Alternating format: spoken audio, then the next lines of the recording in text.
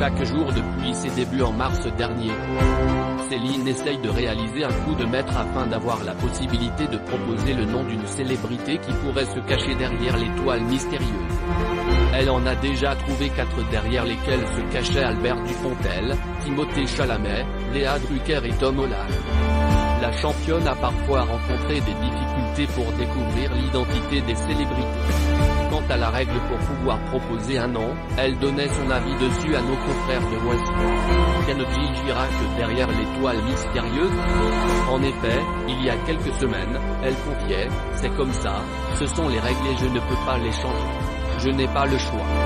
Elle revenait également, alors qu'elle cherchait encore qui se cachait derrière la 4e, sur ses difficultés à trouver son 3e astre.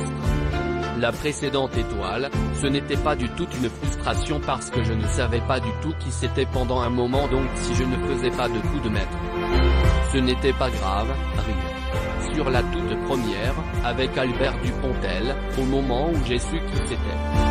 Je crois qu'il s'est écoulé 2 jours avant que je puisse faire un coup de maître, précisait-elle. Puis, d'ajouter toujours au sujet de la règle des 5 bonnes réponses pour pouvoir proposer un nom. Je n'ai pas le sentiment que ça me porte vraiment préjudice.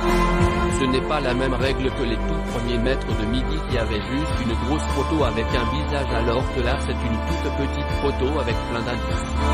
C'est une autre règle, je m'y plie. C'est frustrant sur le coup mais je n'ai pas le choix. Si Céline parvient à découvrir qui se cache derrière l'astre de Midi, elle en sera à sa 5e étoile. Concernant les indices actuels, on a un pont qui représente le Taj Mahal, en Inde, une voiture de course rouge à pédales pour enfants et un papillon.